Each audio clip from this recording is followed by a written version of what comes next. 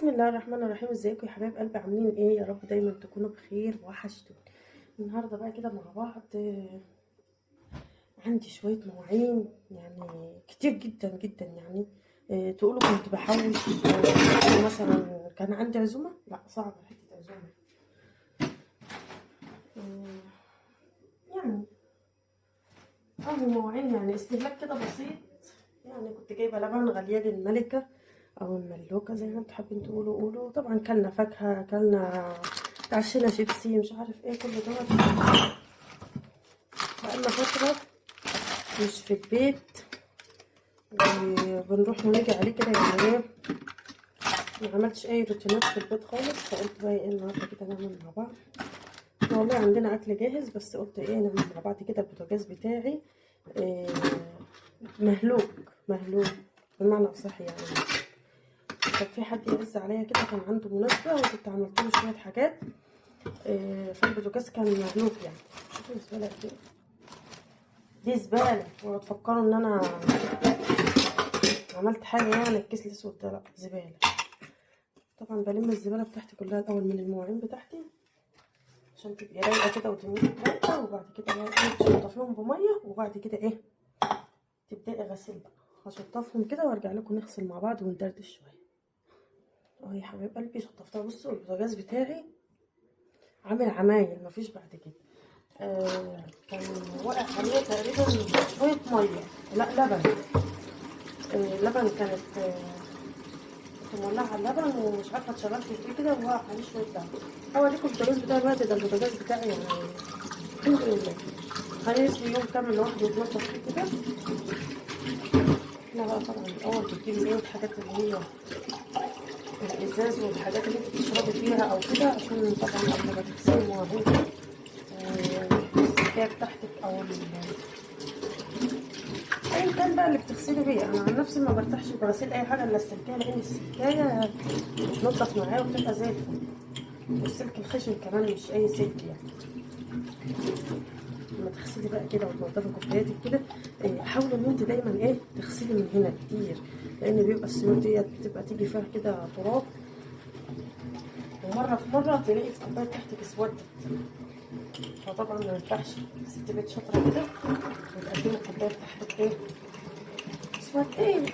ديت برضه حاجه كده يعني ايه. انا انتوا شطار كلكم زي الورد وزي الفل وزي الياسمين. طبعا بتعملوا الحاجه احسن مني، ودي حاجه انا واثقه فيها ومتاكده فيها. بس كلنا بنفيد بعض يعني. في بعض الناس كده تلاقيها مشت السكايه في قلب الكوبايه وتقول لك الكوبايه قلبها هو المهم. لا طبعا الكوبايه كلها من بره ومن جوه مهمه. مفيش حاجه مهمه وحاجه مش مهمه. دي حاجه. تاني حاجه بقى عايزاكي يعني ايه عايزه تبقي اليوم بتاعك سهل وبسيط.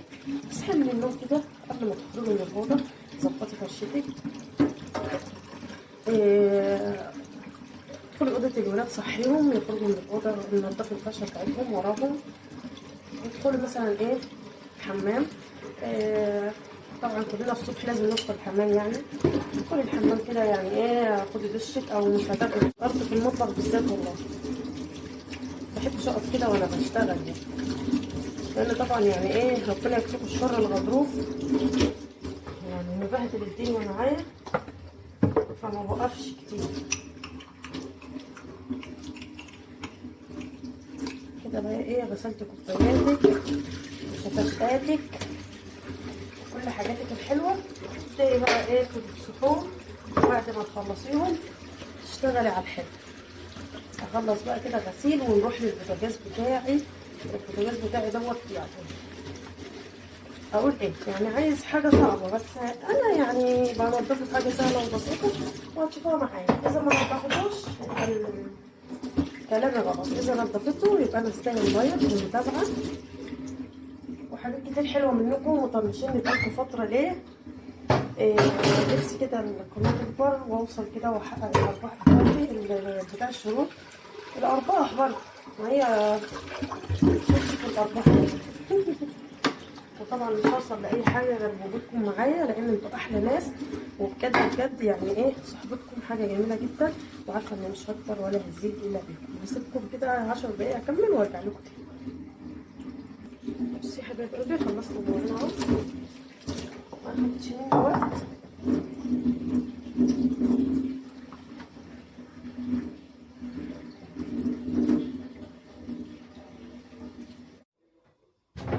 اهو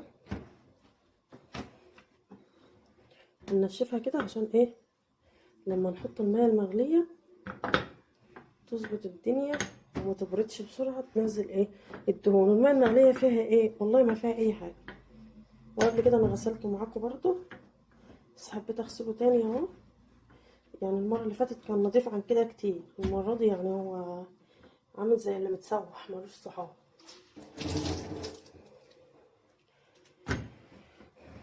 طب هتقولي ما شلتيش الحامل التاني ليه؟ هشيله دلوقتي حالا، بس ايه عشان الميه تغلي كده تبقى واخده ريحتها في الغليان.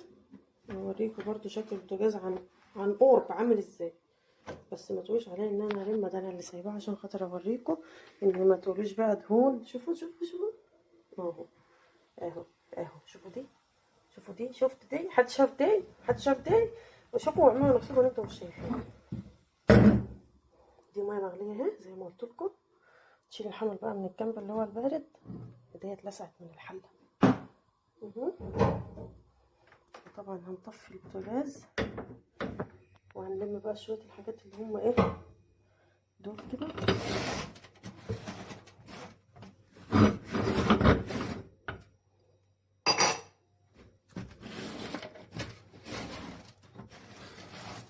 بجد بجد دهون دهون يعني، ما هوش اي كلام يعني. بالنسبه للبوتاجاز انا ما بسيبوش يعمل كده، بس انا سبته عشان ايه انضفه معاكم. هتيجي بقى انت كده الحله بتاعتك اهي اهي، ميه بيضه ما فيهاش اي حاجه. الرغاوه دي من كتر ما انا غليتها اهو على جدران البوتاجاز. كل كده ما تسيبيش حته الا لما ايه تنزلي الميه عليها اهو اهو. وهتسيبيه بالظبط بالظبط بالظبط دقيقتين اتنين، وهتبداي تغسلي. هتلاقي الدنيا ديت كأن ما كانش فيه دهون ولا اي حاجه. سيبوا دقيقتين على ما اغسل الحوامل معاكم اهو. اهو يا حبايب قلبي الحوامل اهي.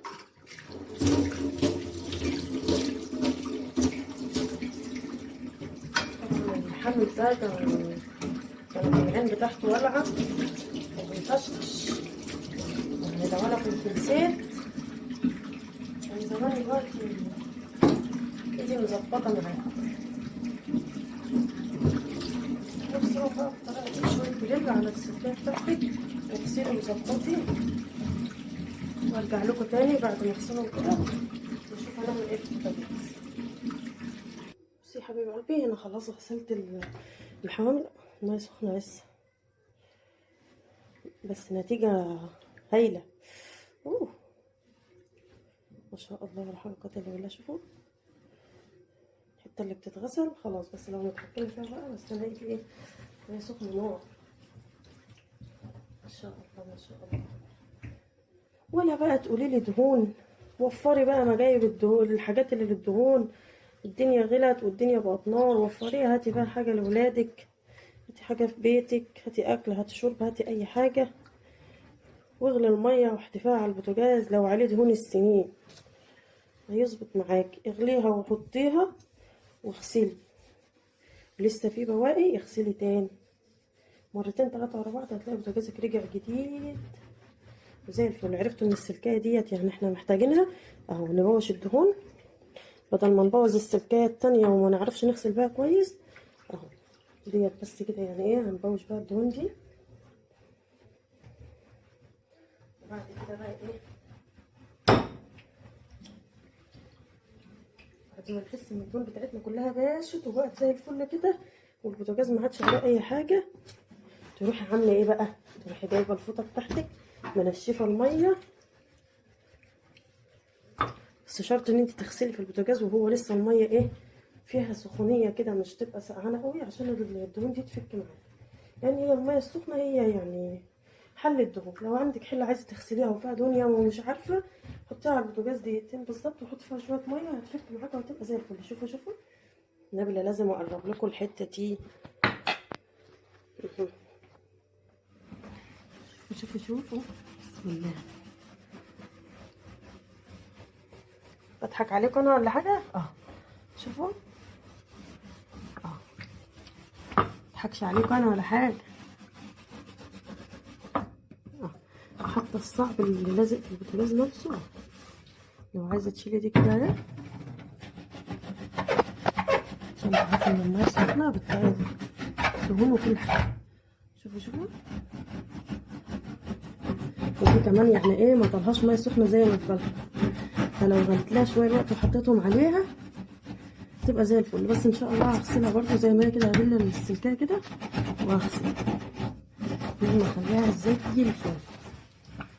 شوفوا الجنب اللي وصل الميه السخنه اهو زي الفل. طبعا ده كله هو اللي ايه، شوفوا هو اللي كتب معايا. هكمل كده وارجع لكم تاني. بصوا يا حبايب قلبي ما شاء الله ولا حول ولا قوه الا بالله، بيلمع بيلمع بيلمع بيلمع. اللزقه ديت من زمان بس يعني ايه لسه حلو، لسه انا محافظه عليها يعني اهو. يلا بقى ايه شجعي كده وقومي اغسلي بوتاجازك، عشان انا عارفه ان البوتاجاز اكتر حاجه بنسيبها يعني ايه مأهملين فيها شويه. بس طبعا لو خلصنا والله وقمنا ماسكينه بحته السلكيه كده في ثانيه، واحنا بعد ما نغسل المواعين زيه زي اي مواعين كان زمان ما بهدلناش ولا عمل فينا اي حاجه. بس انا ظروفي بتختلف لان زي ما قلت لكم كده بيحصل معايا طرقات كتير قوي قوي قوي وحاجات كتير مستعجله، ما بقدرش ان انا يعني ما اعملهاش او ما بقدرش اخرها عشان ان انا مثلا حاجه في البيت. فيلا لو عجبك الفيديو لايك وشير واشتركوا في القناه عشان يوصلكم مني كل جديد. بحبكم في الله واسيبكم بخير واشوفكم بخير. ما تنسوش الدعوه المليكه، ربنا يشفى ويزيح عنا ويشفي كل مريض. قولوا امين يا رب. مع السلامه.